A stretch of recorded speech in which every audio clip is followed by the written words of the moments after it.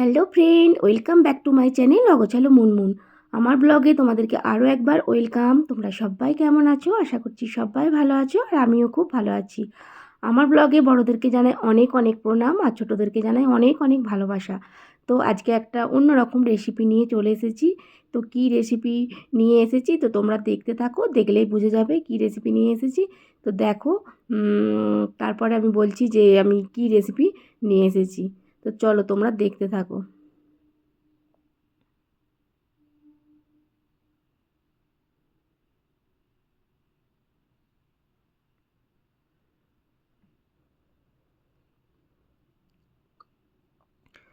তো তোমরা দেখেইছো আমি কি রেসিপি নিয়ে এসেছি। তো তোমরা ভাবছো আমি পিঠে করেছি, তো কিন্তু না, এটা আমি পিঠে করিনি। এটাকে বলে টানা রুটি কিংবা গোলা রুটি বলে, সেটাই, কিন্তু ভেতরে মশলা দিয়া। তো দেখতেই পেয়েছো এখানে আলু আর পেঁয়াজ টমেটো সব নিয়ে নিয়েছিলাম, আর এখানে কড়াই বসিয়ে দিয়েছি, তেলও দিয়ে দিলাম, সর্ষের তেল কিছুটা, আর ওখানে তো আলু কুচি কুচি করে কেটে রেখেছি। তো কড়াইয়ের মধ্যে তেলের মধ্যে দিয়ে দিলাম পাঁচফোড়নও দিয়ে দিয়েছি, আর অল্প কালো জিরে, আর দিয়েছি মেথি। তো টমেটোটা দিয়ে দিলাম প্রথমে, তারপরে পেঁয়াজটা দিয়ে দেব। তো টমেটো আর পেঁয়াজটা আমি ভালো করে ভেজে নেব। ওই টানা রুটির মধ্যে যে মশলা করব না, আলুর মশলাটা দিয়ে ওটা করব আর কি কড়াইয়ের মধ্যে। তো ভেতরে আলুর পুর থাকবে, এটা খেতে আমার ছেলে খুব ভালোবাসে, এরকমভাবে করে দিলে খুব খায়। যে ভেতরে আলুর পুরও থাকবে আর টানা রুটিটাও হলো, সেই জন্য আলুর পুরটা আগে করে নিচ্ছি। তো দেখতেই পাচ্ছ পেঁয়াজ আর টমেটোটা কুচিয়ে নিয়ে ভেজে নিচ্ছি।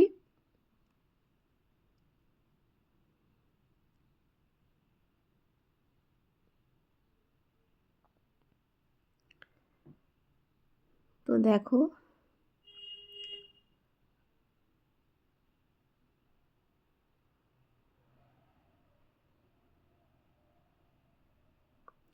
ভাজা আমার অনেকটাই হয়ে গেছে। তো আমি এবার আলুগুলো দিয়ে দিচ্ছি।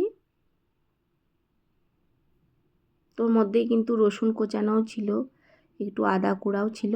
আমি কোনো কিছু মশলা বেটে দিইনি, তো জাস্ট কুচিয়ে দিয়েছি সব কিছু। তো আমি এবার আলুটা ভালো করে নাড়াচাড়া করে নেব।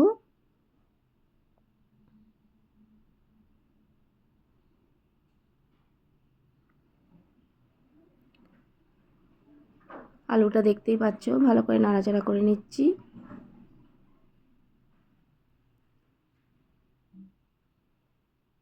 তো আমি এবার অল্প করে হলুদ দিয়ে দিচ্ছি, আর দেব কাশ্মীরি লঙ্কার গুঁড়ো,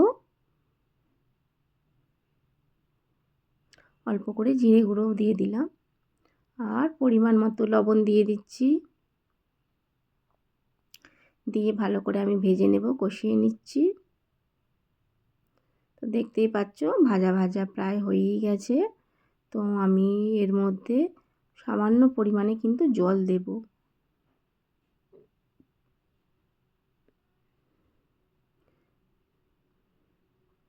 আর একটু জল দিতে হবে, তো আর একটু জল দিয়ে দেব আমি। তো আর একটু জল দিয়ে দিয়েছিলাম অল্প করে। তো দেখো ফুটছে, আমি এবার এটা ঢাকা দিয়ে দেবো, ঢাকা দিয়ে কিছুক্ষণ করে নেব।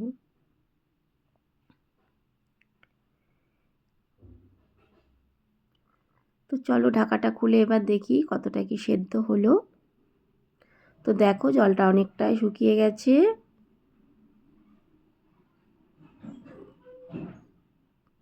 দেখতেই পাচ্ছ জলটা অনেকটা শুকিয়ে গেছে। আমি একটু আরও শুকিয়ে নেব, কারণ আলুর পুরটা একটু শুকনো শুকনোই করবো আর কি। ওর জন্য আলুটাও একটু ঘেঁটে নিচ্ছি বারবার নাড়াচাড়া করে। আর চন্দ্রমুখী আলু ছিল, একটু বারবার নাড়াচাড়া করলেই কিন্তু ঘেঁটে যাবে। দেখতে পাচ্ছ অনেকটা শুকনো করে নেওয়ার পরে ধনে পাতাটা দিয়ে দিলাম উপর থেকে। তো দেখো পুরো পুরের মতনই হয়ে গেছে, শুকিয়ে নিয়েছি অনেকটাই। দেখতে পেয়েছো আলুর পুরটাও খুব সুন্দর হয়ে গেছে। তোমাদেরকে দেখিয়ে দিলাম আলুর পুরটা আমি কিভাবে করলাম। তো এবার ময়দা নিয়ে নিচ্ছি বাটির মধ্যে। দেখতে পেয়েছো ময়দা নিয়ে নিয়েছি, আর লবণ দিয়ে দিলাম।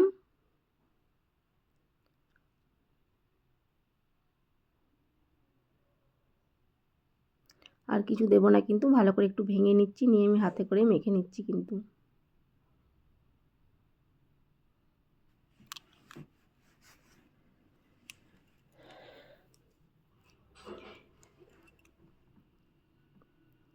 তো আমি এবার জল দিয়ে ভালো করে একটু মেখে নেব।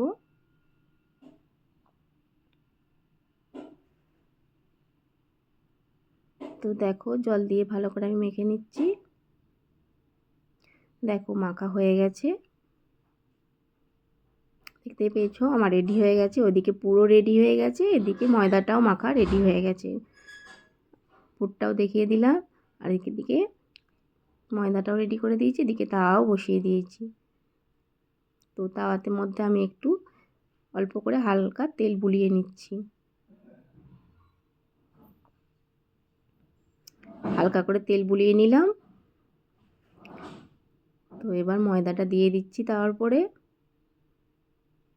যেমন পাটিসাপটা পিঠে করে বা সরু পিঠে করে না, সেই রকম ধরনেরই করবো আর কি। তো ময়দা দিয়ে করছি, পিঠে না, এটা গোলা রুটিও বলি আর কিংবা টানা রুটিও বলি। এরকমভাবেই করি আমি, কারণ পুর দিয়ে খেতে আমার ছেলে খুব ভালোবাসে। আর বন্ধুরা কমেন্ট করে কিন্তু জানাবে যে আমার এই পুর ভরা গোলা রুটি তোমাদের কেমন লাগলো, আর তোমরা কেমন আছো আমাকে অবশ্যই কমেন্ট করে জানিও। আর আমার ভিডিও দেখার জন্য তোমাদেরকে অনেক অনেক অনেক ভালোবাসা। আর তোমাদের ভিডিও তো আমার খুব খুব ভালো লাগে। আর যারা নতুন বন্ধু থাকবে, যদি ভিডিও ভালো লেগে থাকে তো কমেন্ট করে জানিও, আর লাইক করে দিও। আর কি বলবো, সাবস্ক্রাইব করে পাশে থাকার অনুরোধ রইল। তো দেখতে পাচ্ছ আমি পুরটাও দিয়ে দিলাম, এবার তুলে নিচ্ছি। মানে পাটিসাপটা পিঠে করার মতন ভাঁজ করে নেব।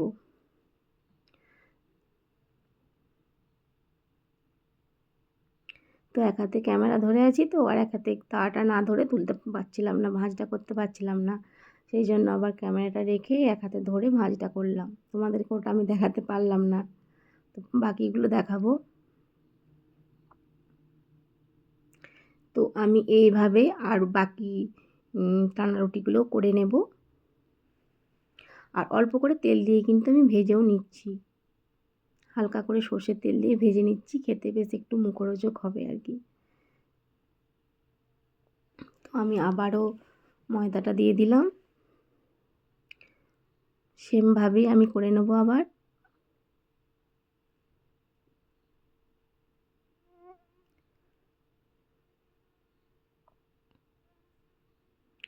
দেখো কত সুন্দরভাবে গোল হয়ে যাচ্ছে।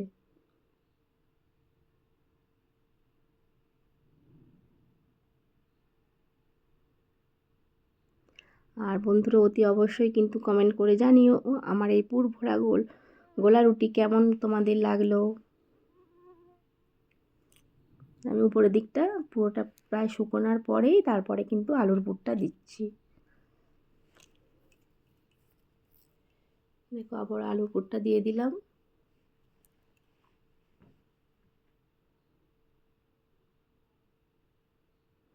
আর এরকম করে তোমরা আলুর পুর করে গোলা রুটির মধ্যে এরকম ভাঁজ করে তোমরা তৈরি করে দেখো, খেতে কিন্তু খুব সুন্দর হয়, দারুণ টেস্টি হয় কিন্তু, মুখরোচক এই সন্ধ্যের টিফিন খুব সুন্দর একদম। আর তাড়াতাড়ি হয়েও যায় কিন্তু। দেখো কত সুন্দরভাবে উঠছে, দেখতে পাচ্ছ এত সুন্দরভাবে উঠে যাচ্ছে না।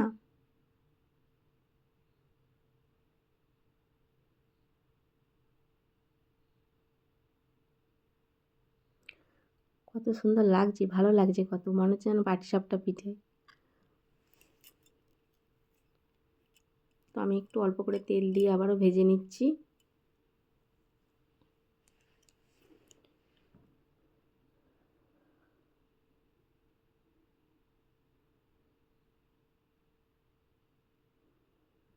তো দেখো ভাজা অল্প অল্প করে ভাজা হয়ে গেছে, ওটা আবার তুলে নিচ্ছি। এপিঠ ওপিঠ দুপিঠই ভালো করে ভেজে নিচ্ছি, যাতে কাঁচা ভাবটা না থাকে।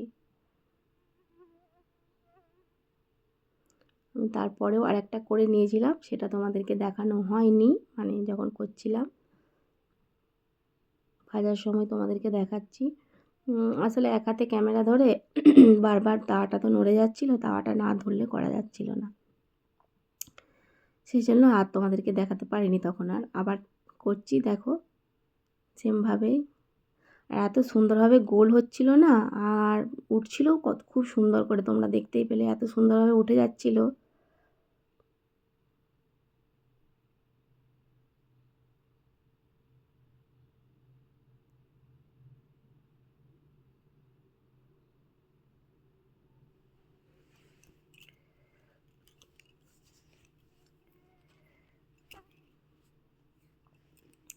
তো আলুর পুরটা আবারও দিয়ে দিলাম।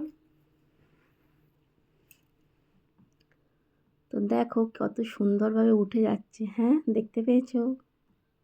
আর এত ভালো লাগছে, এরকমভাবে যদি উঠে যায় না খুব করতে ভালো লাগে, মানে এই টানা রুটি বলো বা পিঠে তাড়াতাড়ি হয়েও যায়, বেশ ভালো লাগে চটচট উঠে গেলে। এক এক সময় দেখবে উঠতে চায় না, কিছুতেই চিটে চিটে ধরে থাকে।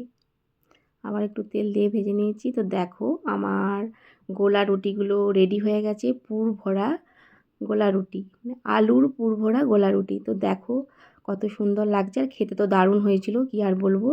তো সবাই ভালো থেকো, সুস্থ থেকো, লাইক কমেন্ট করে আমাকে একটু জানিও। টাটা।